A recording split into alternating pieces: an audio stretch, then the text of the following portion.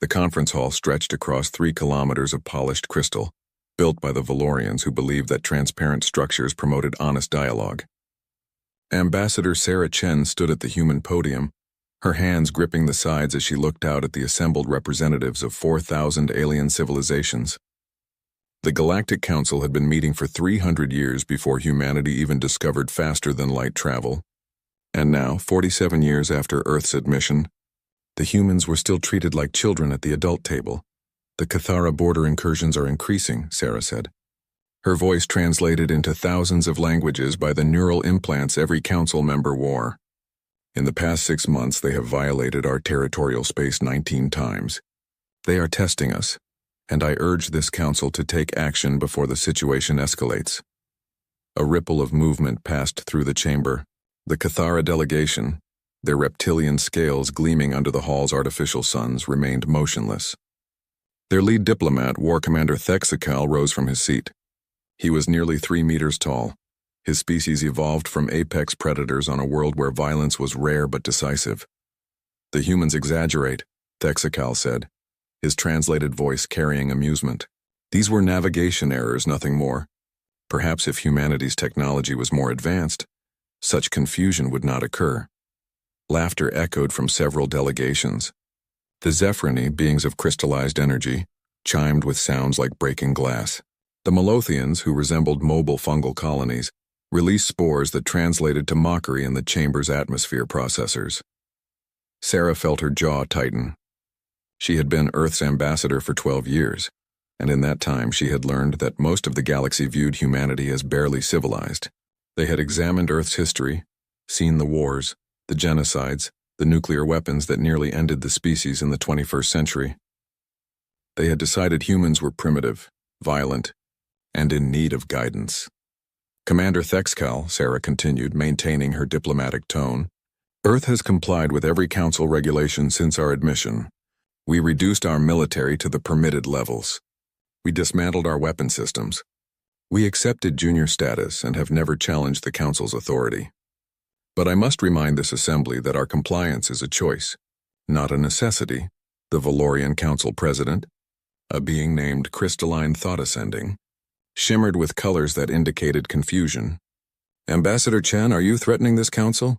No, Sarah replied firmly. I am warning you. Humanity has a long history of warfare. We have fought wars that consumed continents. We have created weapons capable of destroying our entire planet. We chose peace because we understood the alternative. We chose to follow your rules because we believed in a better way. But if you force us to defend ourselves without restriction, do not assume you understand what we are capable of. The chamber fell silent for a moment, then erupted in what the translation systems rendered as dismissive noise. The council members had heard this before. Every few years the humans would issue these dramatic warnings and nothing ever came of it. Earth was small with only 37 colony worlds compared to the thousands held by older civilizations. Their technology was adequate but unremarkable. Their military, now reduced to council-mandated levels, could barely defend their own territory.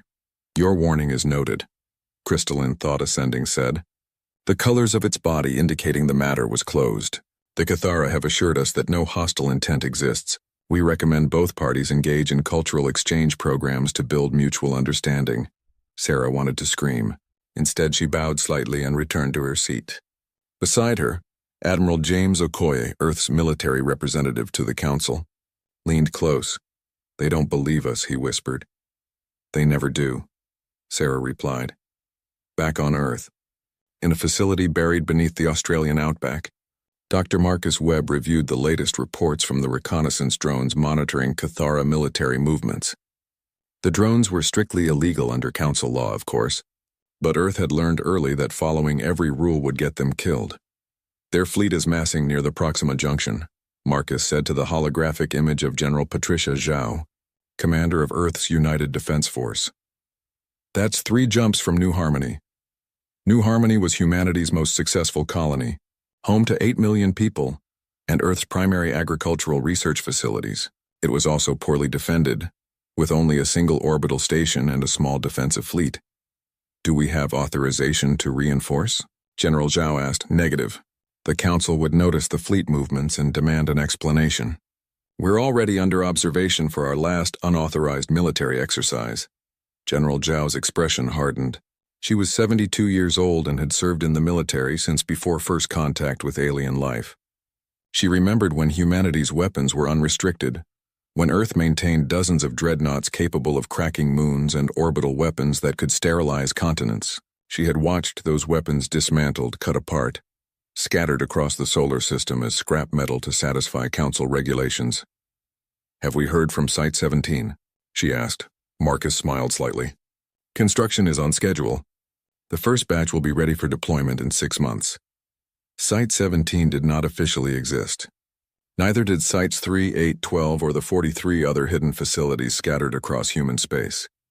The Council believed humanity had destroyed their advanced weapons. They were wrong.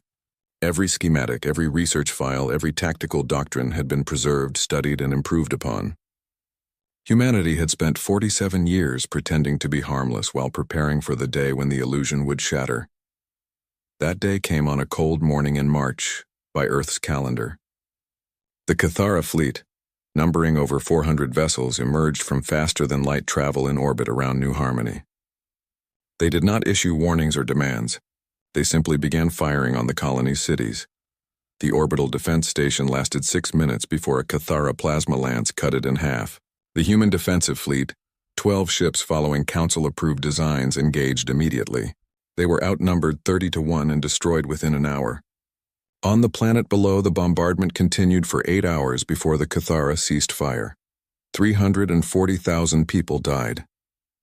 Most of them were civilians, many of them children. The Cathara troops landed afterward, expecting to accept the colony's surrender and incorporate the survivors into their empire as slave labor, as was their custom with conquered worlds. Instead, they found a population that refused to submit. The colonists had retreated into the underground shelters that every human colony maintained, and they were armed. Not with Council-approved weapons, but with equipment that had been hidden away for exactly this scenario. The Cathara ground forces expected frightened farmers. They encountered guerrilla fighters who had been training for decades. Earth received the news 14 hours after the attack began. Ambassador Chen watched the footage from New Harmony, her hands shaking as she saw the burned cities and the piles of bodies the Cathara had left in the streets as warnings. "Call an emergency council session," she said quietly. "Sarah," Admiral Okoye said, "you know they will demand we negotiate." "I know," she replied. "And I'm going to tell them exactly what happens next." The emergency session convened within 3 hours. The chamber was less full than usual, with many delegates attending via hologram rather than in person. Ambassador Chen walked to the human podium, and this time, her hands did not shake. "The Cathara Empire has committed an act of genocide against a human colony world," she began. 340,000 of our people are dead. The Council's rules of engagement, which we have followed faithfully for 47 years, require that we now enter mediation and accept a negotiated settlement. She paused, looking directly at Thexcal, who sat in his delegation seats with an expression that might have been satisfaction. "We decline," Sarah continued. "Humanity invokes Article 73 of the Council Charter, which permits unlimited self-defense in response to genocidal attacks. We warned this Council repeatedly that pushing humanity to war was a mistake. You ignored those warnings. You mistook our compliance for weakness and our restraint for inability." Ambassador Chen, crystalline thought ascending, interrupted, its colors flashing alarm. "You cannot be suggesting—" "Earth is going to war," Sarah said, her voice carrying across the vast chamber. "Not the limited, regulated conflict you understand. Real war as humanity has practiced it for 10,000 years. We gave you peace because we chose peace. You chose to give us war instead. May whatever gods you worship have mercy on you because we will not." The Cathara expected retaliation. What they received was something entirely different. War Commander Thexcal reviewed the intelligence reports from his command ship, the Endless Hunger, with growing confusion. The human defensive fleet had been destroyed at New Harmony as expected. The Council had issued formal protests but taken no action, as expected. By all military doctrine, the humans should now be scrambling to defend their remaining colonies while negotiating surrender terms. Instead, human ships had simply vanished. Where is their fleet? Thexcal demanded of his intelligence officer, a younger Cathara named Sephron. Unknown, Commander. Our scouts report that human vessels have withdrawn from their normal patrol routes. They are not defending their colonies or their homeworld approach vectors. They are cowards, then, Thexcal concluded. Prepare the fleet for the assault on their mining operations in the Arcturus sector. Once we control their resource worlds, Earth will have no choice but to submit. The Cathara fleet, still numbering over 300 vessels after the New Harmony engagement, entered faster than light travel toward their next target. They emerged in the Arcturus sector expecting to find lightly defended mining stations and perhaps a token defensive force. What they found was nothing. The mining stations had been abandoned, their equipment stripped away and the orbital platforms completely empty. For a moment, Thexcal wondered if the humans had simply fled. Then his sensors detected movement. Hundreds of small objects, each no larger than a personnel shuttle, suddenly appeared on the tactical display. They were accelerating at speeds that would kill any organic crew, and moving in patterns that violated every principle of civilized warfare. No formation, no coordination, no clear command structure. What are those? Sephron asked. Unknown contacts, possibly missiles or drones, the sensor officer replied. But they are not using any council-approved propulsion or weapon systems. The objects swarmed toward the Cathara fleet like angry insects. The fleet's defensive batteries opened fire, destroying dozens of them, but there were too many. When the first one reached a Cathara destroyer, it did not explode as expected. Instead, it attached itself to the hull and began cutting through the armor with some kind of molecular dissolver. Within seconds, more of the objects had attached themselves to ships across the fleet. They cut through hulls, vented atmosphere, and disrupted power systems. The Cathara crews tried to respond, but they were trained for conventional fleet battles, not this kind of asymmetric attack. All ships, emergency faster-than-light jump, Thexcal ordered. The fleet scattered, jumping to random coordinates to escape the swarm. When they regrouped 3 hours later, they had lost 47 vessels. Not destroyed exactly, but damaged beyond repair and unable to maintain life support. The crews had been evacuated, but the ships themselves were now floating wrecks. What weapons were those? Thexcal demanded. Nobody had an answer. The Cathara had been fighting wars for 6,000 years, and they had never encountered anything like this. The Galactic Council had regulations about artificial intelligence in weapon systems, about autonomous attack drones, about warfare conducted without organic oversight. Humanity appeared to be violating every single one of those regulations. On Earth, General Zhao watched the battle reports with grim satisfaction. The AI-controlled hunter-killer drones had performed even better than expected. They had been designed 40 years ago, before the Council banned such weapons, and humanity had quietly improved the technology ever since. The Cathara are filing formal complaints with the Council, Admiral Okoye reported. They are claiming we are using illegal weapons. Good, General Zhao replied. Let them complain. We warned them this would not be the kind of war they understand. The second engagement came 4 days later. The Cathara, now reinforced by allied vessels from the Malothian Collective, attempted to blockade Earth's largest trade route through the Sirius Junction. They positioned their fleet in a defensive formation, ready for another swarm of drones. This time, the human attack came from a completely different direction. A single human ship, a modified cargo hauler named Hope's Defiance, emerged from faster-than-light travel at maximum velocity. It was not attempting to fight. It was attempting to ram. The Cathara opened fire immediately, their weapons tearing through the Hope's Defiance hull. But the ship did not slow down. It continued its trajectory, absorbing damage, and then it collided with the Cathara command carrier at a significant fraction of light speed. The explosion consumed both vessels and damaged 18 other ships nearby. The Cathara fleet broke formation in panic, and that was when the real attack began. Human warships, utilizing stealth technology that the Council had never seen before, decloaked throughout the battlefield and opened fire at point-blank range. The engagement lasted 37 minutes. When it was over, the Cathara had lost their command carrier, 3 heavy cruisers, and 22 support vessels. The humans had lost 4 ships, including the Hope's Defiance, but the humans had also broadcast the entire battle on open channels, ensuring that every species in the galaxy could watch. They are using suicide tactics, the Valorian Council president said during the emergency session that followed. This is barbaric. This is war, Ambassador Chen replied coldly. The Cathara wanted to test humanity's resolve.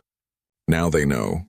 We will use any tactic, any weapon, any strategy necessary to defend our people. The Council regulations on warfare were designed for your civilized conflicts over resources and territory. Humanity has fought wars of extinction. We know what total war means, Kanos. You must stop, Crystalline Thought Ascending insisted. There are rules, protocols. You cannot simply, we can and we will, Sarah interrupted. We spent 47 years following your rules. We tried to be the civilized species you wanted us to be. The Cathara chose to interpret that as weakness. They murdered hundreds of thousands of our people. Did the Council sanction them? Did you send peacekeepers?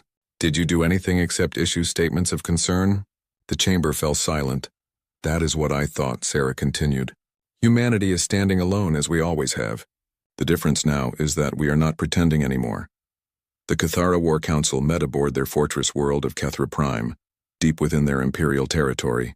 They had never lost so many ships so quickly, and they had never faced an enemy who fought with such disregard for their own casualties. We need reinforcements, Dexcal said. Contact the Zafrani and the Antillean Combine. Offer them territorial concessions in exchange for military support. Is that wise? Sephiron asked. The humans have shown capabilities we did not anticipate. Perhaps we should negotiate. We do not negotiate with prey, Dexcal snarled. The humans are using tricks and desperate tactics because they know they cannot win a conventional war. Once we have sufficient numbers, we will crush them. 3 species answered the Cathara call for support. The Zafrani, beings of crystallized energy who controlled vast territories through economic influence.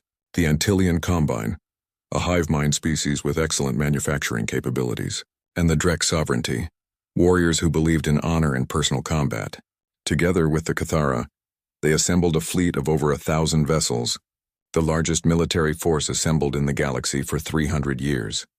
Let the humans try their tricks now, Dexcal said. On Earth, General Zhao received the intelligence about the combined fleet without surprise. She had expected this. Every war humanity had ever fought had taught the same lesson. Enemies always underestimated human determination, and they always believed that overwhelming force would break human resistance. Release the Ghost Fleet, she ordered. In hidden facilities across human space, automated factories that had been operating in secret for decades activated their final production protocols. Ships began launching from asteroid bases, from hollowed-out moons, from concealed construction yards in the deep dark between stars. They were not crewed by humans. They were controlled by artificial intelligences that had been trained on every battle humanity had ever fought, every tactical doctrine ever developed, every ruthless strategy ever conceived. The Ghost Fleet numbered 5,000 vessels. Each one was optimized for a specific purpose: fast attack, long-range bombardment, electronic warfare, or simple destruction. They did not need life support, did not fear death, and did not hesitate. They were everything the Galactic Council had feared when they banned AI warfare, and they were about to teach the galaxy why those fears were justified. The combined Cathara fleet received their first indication that something was wrong when their faster-than-light communication networks suddenly went offline. Human cyber warfare platforms, themselves AI-controlled, had infiltrated the Cathara military networks and begun systematically destroying their ability to coordinate. Then the Ghost Fleet arrived, and the real nightmare began. The battle took place across 14 solar systems simultaneously. The Ghost Fleet did not fight fair. They used relativistic weapons that could destroy planets, biological agents designed specifically for each enemy species, nano-weapon swarms that could disassemble a ship molecule by molecule, and psychological warfare tactics that broadcast horrifying imagery directly into enemy communication channels. The Galactic Council chamber had never been so chaotic. Representatives from 4,000 civilizations shouted, chimed, released chemical signals, and broadcast electromagnetic pulses in every language and communication method the translation systems could handle. At the center of the storm stood Ambassador Sarah Chen, her face calm despite the accusations being hurled at her from every direction. The humans must be stopped. A Zafrani delegate shrieked, its crystalline form flickering with colors that indicated pure terror. They have destroyed our entire defense fleet. They are using weapons banned by every civilized species in the galaxy. We are using the weapons we told you we possessed, Sarah replied. For 47 years, you believed we had destroyed our military technology. We did not. We simply hid it and made it better. You chose not to believe our warnings. The Malothian representative, a mobile fungal colony named Growth Through Seasons, released spores that the translation system rendered as outrage. You deceived the Council. You violated trust. You maintained illegal weapon systems. We maintained our survival, Sarah shot back. The Cathara slaughtered 340,000 of our people. Where was the Council? Where were the peacekeepers? Where was the justice you promised us when we joined your alliance? Crystalline thought ascending shimmered with colors that Sarah had learned to interpret as desperation. Ambassador Chen, please. You must call off your fleet. The Cathara are willing to negotiate. Their allies have withdrawn from the conflict. Surely this has gone far enough. Far enough. Sarah's voice cut through the chamber like a blade. The Cathara Empire still exists. Their homeworld still stands. Their military infrastructure is damaged but not destroyed. We have not gone far enough. We will go exactly as far as necessary to ensure this never happens to humanity again. You are speaking of conquering their homeworld, a Drex representative said, its translated voice carrying both horror and respect. That is a line that has not been crossed in the Council's history for over a century. Then perhaps it is time for a new precedent, Sarah replied. The debate raged for 6 more hours before the Council took a vote on whether to intervene militarily against humanity. The result was telling. 3,000 civilizations abstained, 800 voted against intervention, and only 200 voted in favor.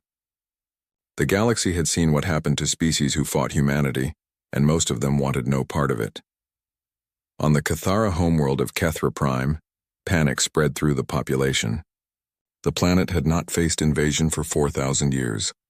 Their orbital defenses were considered the finest in the galaxy, with weapons platforms capable of destroying entire fleets. They had fortress cities built into mountain ranges, underground bunkers that could sustain billions for years, and a military tradition that emphasized defense of the homeworld above all else. None of it mattered. The human fleet arrived in orbit 72 hours after the Council debate. They did not announce themselves or issue demands. They simply began systematically destroying every orbital defense platform, every military satellite, every communication relay. The Cathara Defense Forces launched everything they had, over 2,000 fighters and bombers, backed by ground-based artillery that could reach orbit. The human fleet absorbed the attack with shields technology that the Cathara could not penetrate. Then they returned fire with precision that was almost artistic. Every Cathara military installation was targeted and destroyed. Every government building was hit. Every center of resistance was eliminated. But the residential areas remained untouched. Thexcal watched from his underground command bunker as his homeworld burned. He had ordered the evacuation of all military personnel and their families to the shelters, but millions of civilians remained on the surface. He expected the humans to kill them all. It was what the Cathara would have done. Instead, the bombardment stopped. A communication came through on all Cathara frequencies. It was Ambassador Chen, standing in what appeared to be the bridge of a human warship. People of Kethra Prime, she said in flawless Cathara language. Your government chose to make war on humanity. Your military chose to murder our civilians. We have now demonstrated that we can destroy your world completely if we choose. But we are not monsters. We are giving you one opportunity to surrender. Evacuate your cities. We are coming down. Thexcal stared at the message in disbelief. They are going to invade? Why not just destroy us from orbit? Because, Sephiron said quietly, they want us to know we lost. They want us to face them. The first human soldiers landed in drop pods that screamed through the atmosphere like meteors. The Cathara had expected troops in armor, carrying conventional weapons. What they got was something else entirely. Human soldiers wore powered exoskeletons that enhanced their already formidable physical capabilities. They moved faster than Cathara warriors, struck harder, and seemed to require no rest. They coordinated with a precision that suggested telepathy, though intelligence reports confirmed humans were not psychic. They used tactics that the Cathara military academies had never taught, because those tactics were considered too ruthless, too effective, too brutal. The first major engagement took place in the fortress city of Kethral, built into a mountain range and designed to be impregnable. The Cathara garrison numbered 50,000 warriors, equipped with the finest weapons their empire could provide. They had supplies for a 5-year siege and enough ammunition to fight for decades. The human assault force numbered 3,000 soldiers. They took the city in 18 hours. Captain Marcus Rivera led his squad through the rubble of what had been the fortress's eastern wall. His heads-up display marked enemy positions, structural weaknesses, and optimal firing lanes. Behind him, his squad moved with the practiced efficiency of veterans who had trained together for years. Contact. 200 meters elevated position, his AI assistant announced directly into his neural interface. Marcus did not need to give orders. His squad already knew what to do. 2 soldiers broke off to flank the position while the rest provided suppressing fire. The Cathara defenders returned fire with plasma weapons that could melt steel. But the human armor absorbed the hits and kept advancing. The Cathara warrior holding the elevated position was named Kreshnal. He had served in the military for 20 years and had never known fear. Now, watching the human soldiers advance despite his fire, he felt something he had no name for. They did not retreat when injured. They did not panic when outgunned. They just kept coming, relentless as a tide. One of the flanking soldiers emerged behind Kreshnal's position and fired a weapon that looked deceptively simple. The projectile hit Kreshnal in the chest and detonated, not with an explosion, but with a burst of electricity that overloaded his nervous system. He collapsed, paralyzed but alive. The human soldier stepped over him and continued advancing. Kreshnal realized that the humans were not trying to kill every Cathara they encountered. They were neutralizing threats and moving on. It was more efficient than slaughter, and somehow more terrifying. In the command bunker deep beneath Kethral, Thexakal received reports of the fortress city's fall with growing dread. His communication with the garrison had cut off hours ago, and now reconnaissance showed human forces consolidating their control of the entire city. 50,000 Cathara warriors defeated by 3,000 humans. How? He asked the empty air. They are better at war than we are, Sephiron said. We evolved on a world where predators were rare. Our species fought over territory and resources, but violence was uncommon. Earth, humans evolved alongside dozens of predator species. They competed with them, hunted them, domesticated them. Then they spent 10,000 years fighting each other. They have had more wars in their recorded history than our species has had in 10 times that span. But they seemed so peaceful, Thexakal protested. In the council, they were always advocating for negotiation, for cultural exchange, for understanding. They were, Sephiron agreed, because they know what war costs. They chose peace because they understood the alternative better than we did. We mistook their choice for weakness. A human communication broadcast interrupted their conversation. This time it was not Ambassador Chen, but a soldier. The camera showed a human woman in combat armor, her helmet removed to reveal a face covered in sweat and dust. I am Colonel Amanda Torres, commander of the human ground forces on Kethra Prime. To the Cathara military leadership, we have secured all major population centers on your homeworld. Your orbital defenses are destroyed. Your fleet is scattered. You have lost this war. I am authorized to accept your surrender on the following terms. The terms appeared on the display. They were harsh but not genocidal. The Cathara Empire would be dissolved. Their military would be reduced to a small defensive force. They would pay reparations for the attack on New Harmony. War criminals, including Thexakal himself, would be handed over for trial. But the Cathara people would be allowed to survive, to rebuild, to have a future. If you do not accept these terms within 12 hours, Colonel Torres continued, we will resume military operations. We have the capability to bombard your planet from orbit, to deploy biological weapons tailored to your species, to use nuclear devices that would render your world uninhabitable. The surrender of the Cathara homeworld sent shockwaves through the galaxy. 3 other species who had allied with the Cathara immediately contacted Earth to negotiate separate peace agreements. The Zephrani offered complete access to their economic networks. The Antillian Combine provided technological patents worth trillions. The Drex sovereignty, warriors who respected strength above all else, offered a formal alliance. Earth accepted all 3 offers, but the terms were harsh. Each species would reduce their military to defensive levels only. Each would allow human observers to verify compliance. Each would pay reparations to the families of those killed at New Harmony. The galaxy learned quickly that humanity was not interested in conquest, but they would extract every possible advantage from their victory. On Earth, the mood was complex. There were celebrations in some cities, people waving flags and cheering in the streets. Humanity had proven itself to the galaxy.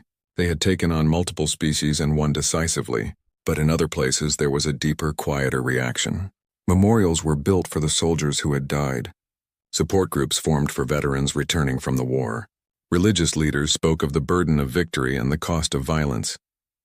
In a quiet office in Geneva, Dr. Elena Vasquez reviewed psychological assessments of soldiers returning from the Cathara campaign. She was the chief psychologist for the United Defense Force, and what she was seeing in the data terrified her. "We created something efficient," she said to General Zhao during their weekly briefing. "Our soldiers are incredibly effective. The Cathara never stood a chance once we committed to total war. But look at these statistics." General Zhao examined the reports. The numbers painted a disturbing picture. 43% of returning soldiers showed signs of severe psychological trauma. 27% reported nightmares about combat actions they had taken. 15% expressed concerns about their ability to return to civilian life. And most troubling, 8% reported that they had enjoyed the combat. "They are good at war," Elena continued. "Too good. We spent 47 years pretending to be peaceful, but we never stopped preparing for conflict. We trained these men and women to be efficient killers, and now we are surprised that they struggle with what they became." "What do you recommend?" General Zhao asked. "Mandatory psychological support for all returning personnel. No exceptions. And we need to be honest about what we asked them to do. We sent them to fight a war without mercy, and they followed orders. The least we can do is help them process what that means." On the Cathara homeworld, the occupation was proving more complex than anticipated. Colonel Amanda Torres had expected resistance, sabotage, attempts at insurgency. Instead, she found a population that seemed shocked into compliance. The Cathara civilians were not hostile. They were afraid. "They think we are going to kill them," Lieutenant Sarah Kim reported after conducting interviews with local residents. "They expect us to do to them what they did to New Harmony." Amanda had seen the recordings from New Harmony, the piles of bodies, the burned children, the systematic slaughter that the Cathara had inflicted. She understood the desire for revenge. Some of her soldiers had lost family members in that attack, but humanity had made a choice about what kind of species they wanted to be, even in victory. "We are not going to kill civilians," Amanda said firmly. "That is not who we are. Make sure every unit commander understands. Anyone who violates the rules of engagement will face court-martial. We won this war. Now we have to win the peace. It was easier said than done." Private James Chen, no relation to Ambassador Sarah Chen, stood guard at a distribution center where human forces were providing food and medical supplies to displaced Cathara civilians. He watched as the aliens lined up, their scales dulled by stress and malnutrition, and he tried to reconcile what he was seeing with what he knew they had done. "They killed my cousin," he said to his squad mate, Corporal Maria Santos. "She was at New Harmony. She was a teacher. They burned her school with all the children inside." "I know," Maria replied. "My brother died there too. But these civilians did not do that. Their military did. We are trying to be better than them." "Are we?" James asked. "We used biological weapons. We deployed AI that killed without hesitation. We bombed their cities and invaded their homeworld. How are we better?" Maria did not have an answer. It was the question that haunted every human soldier on occupation duty. They had won by being more ruthless, more efficient, more willing to do terrible things than their enemies. Somewhere along the way they had stopped holding back, and now they were trying to figure out how to put the restraints back on. On Earth, the debate raged in every parliament, every senate, every governing body. What kind of military should humanity maintain now? What role should they play in the galaxy? How could they prevent this from happening again? Ambassador Sarah Chen returned to Earth for the first time in 3 years to address the United Nations. She stood at the podium where so many leaders had spoken before, and she looked out at representatives from every nation on Earth. "We won the war," she began. "The Cathara have surrendered. Their allies have made peace. Humanity has secured its position in the galaxy. But I want to talk about what that victory cost us. She displayed images from the war, not the glorious battle scenes that the media had shown, but the aftermath. Destroyed cities on both sides, wounded soldiers, human and alien, the faces of children who had lost parents, the burned landscape of New Harmony where flowers were just beginning to grow again. This is what war looks like, Sarah continued. Not the strategic victories or the tactical brilliance, this. We had to do terrible things to win. We used weapons we are not proud of. We killed thousands, maybe millions. We did it because we had no choice, because the alternative was extinction. But let us never pretend that it was glorious. The chamber was silent. The galaxy is afraid of us now, Sarah said. They have seen what we are capable of when we stop holding back. Some of you might think that is good, that fear equals respect. But I have spent decades in diplomatic service, and I can tell you that fear is not a foundation for lasting peace. Fear breeds resentment. Resentment breeds conspiracy. Eventually, the fearful become desperate enough to try again. What are you proposing? Asked the Secretary General. We maintain our military strength, Sarah replied. We do not dismantle our weapons or pretend we are harmless. The galaxy will not believe that lie again. But we also commit to being something more than a military power. We invest in diplomacy, in cultural exchange, in building genuine relationships with other species. We show them that humanity can be trusted with power because we understand its responsibility. The proposal sparked heated debate.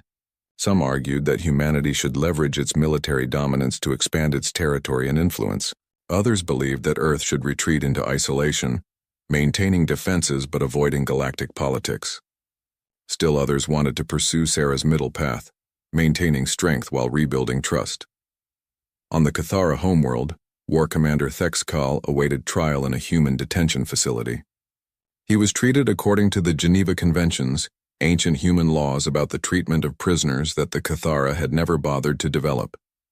He had adequate food, medical care, and even access to legal representation. His lawyer was human, a woman named Rebecca Martinez who had volunteered to represent Cathara war criminals because she believed everyone deserved a fair trial. I do not understand you, Thexkal said during one of their meetings. My people murdered yours. I gave the orders that led to the New Harmony massacre. Why are you helping me? Because that is what justice means, Rebecca replied. You will be tried for your crimes. If found guilty, you will be punished. But you will have a trial, with evidence and witnesses and the opportunity to defend yourself. That is the difference between justice and revenge. We would not have given you a trial, Thexkal admitted. If we had won, we would have simply killed any human leaders we captured. I know, Rebecca said. That is why you lost. The trial took 3 months. The evidence was overwhelming. Thexkal had ordered the attack on New Harmony. He had authorized the targeting of civilian populations. He had refused offers of surrender that might have saved lives. The tribunal, composed of judges from multiple species including humans, found him guilty of war crimes and crimes against genocide. The sentence was life imprisonment, not death. When asked why, the chief judge, a human named Robert Kim, explained, "We could execute him. It would be justified under our laws. But execution is easy. It ends the story. We want War Commander Thexkal to live. We want him to spend the rest of his life thinking about what he did, understanding the consequences of his actions, and perhaps eventually coming to terms with why he lost. That is a more meaningful punishment than death." Back on Earth, the first war memorials were completed. They were not triumphant monuments celebrating victory. They were somber walls listing names, parks for quiet reflection, and museums showing the reality of war. Each memorial included a quote from Ambassador Chen. "We won because we had to, not because we wanted to. Let us never forget the difference." Private James Chen visited the memorial in San Francisco, where his cousin's name was engraved in black. 5 years had passed since the end of the war. The Galactic Council chamber looked the same crystal architecture stretching kilometers in every direction. But everything else had changed. At the High Council table, where once only the oldest and most powerful civilization sat, there was now a human representative. Ambassador Sarah Chen had declined the position, recommending instead Admiral James Okoye, who had retired from military service to take up diplomatic duties. The change in seating arrangements was symbolic of a larger shift. The Council had restructured its entire approach to military regulation. Species were no longer required to limit their defense capabilities. Instead, New protocols focused on clear rules of engagement, transparency in military deployments, and swift international response to acts of aggression. The regulations had teeth now, backed by the implicit threat that humanity would enforce them if necessary. The Thalorian cluster is reporting border tensions with the Margrave Union, James said, reviewing the morning's intelligence briefing.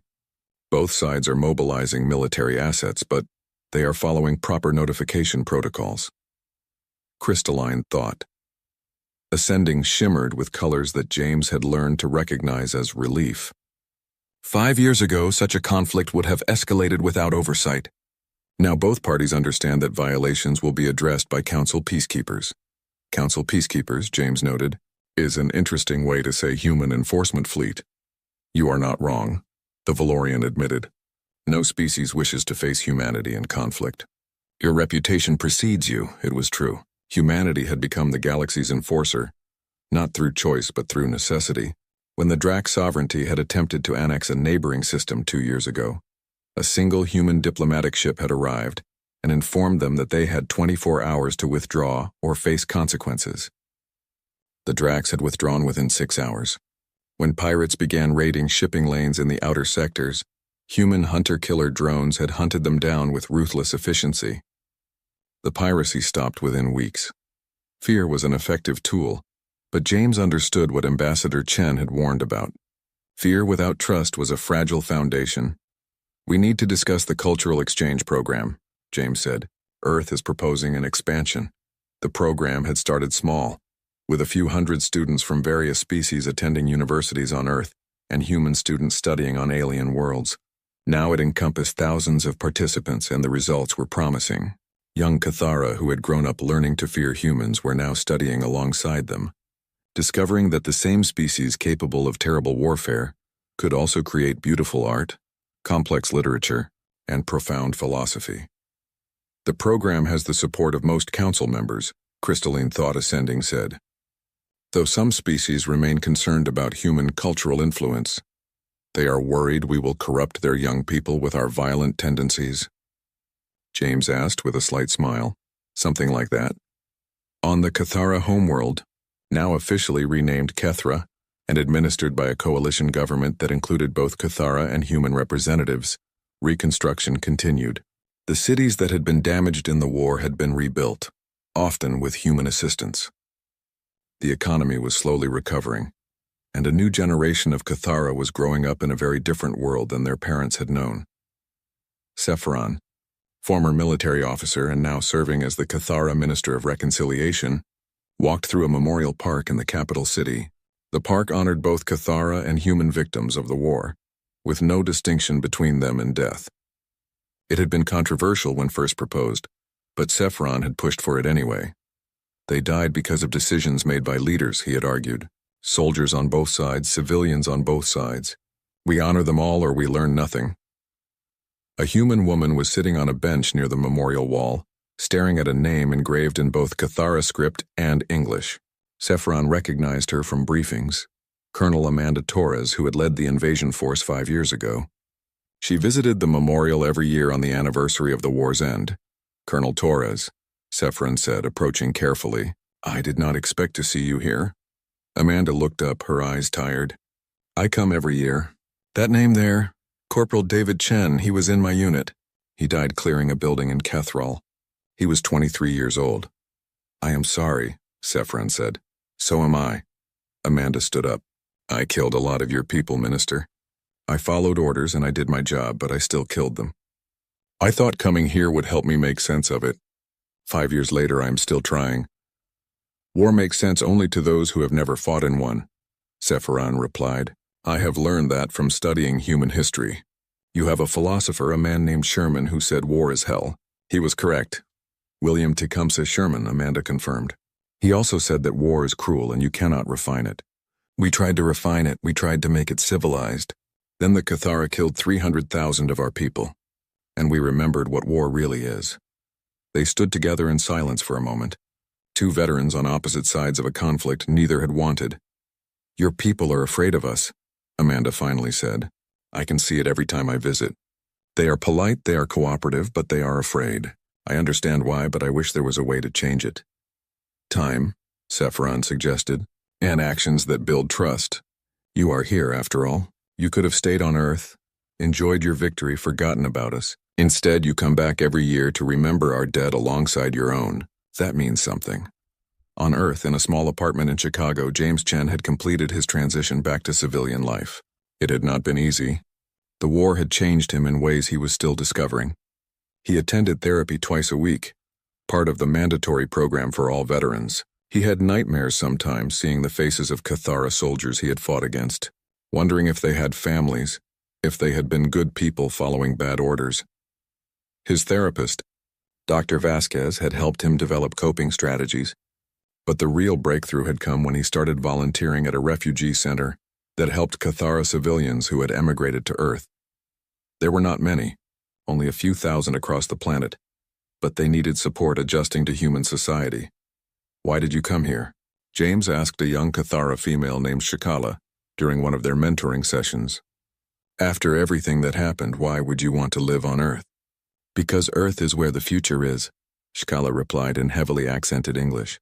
She was learning the language, struggling with the sounds that Cathara vocal cords were not designed to make. My world is broken. We lost the war. We lost our pride. We lost our place in the galaxy. But Earth? Earth won and then chose not to destroy us. Earth gave us a future. I want to understand how a species can be so powerful and so merciful at the same time. James thought about that. Merciful was not a word he would have used to describe humanity's conduct of the war, but in the aftermath, in the choice to rebuild rather than obliterate, maybe mercy was the right word after all. We are not as merciful as you think, he said honestly. We did terrible things during the war. I know, Shkala replied. I have studied the history. I have seen the footage. But you also stopped. You won and you could have killed us all, but you stopped. That is the part I want to understand. In the Galactic Council, a new crisis was emerging. A species called the Vorn, from a distant sector that had limited contact with the Council, had begun expanding aggressively into neighboring territories. Early reports suggested they had advanced weapons technology and a militant culture that glorified conquest. They have not yet attacked any Council members, James reported to the assembled delegates, but their actions suggest they are testing boundaries much like the Cathara did 5 years ago. The chamber fell silent. Everyone remembered what had happened when the Cathara tested boundaries. What do you recommend? Crystalline Thought Ascending asked. We send a diplomatic mission, James replied. We explain the Council's rules and the consequences of violating them. We offer them the opportunity to join peacefully or to remain independent but respectful of our borders. And if they refuse, we make it very clear what will happen. And if they do not believe your warnings? A Malothian delegate asked. The Cathara did not believe.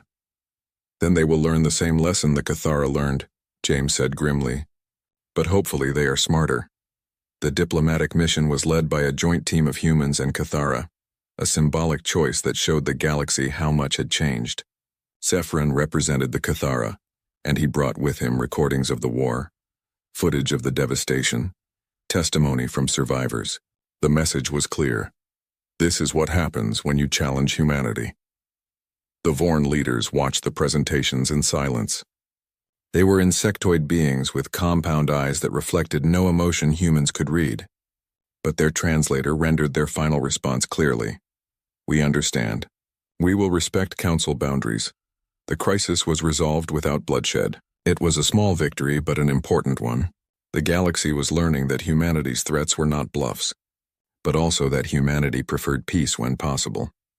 Back on Earth, in a ceremony attended by representatives from dozens of species, the new galactic memorial was unveiled.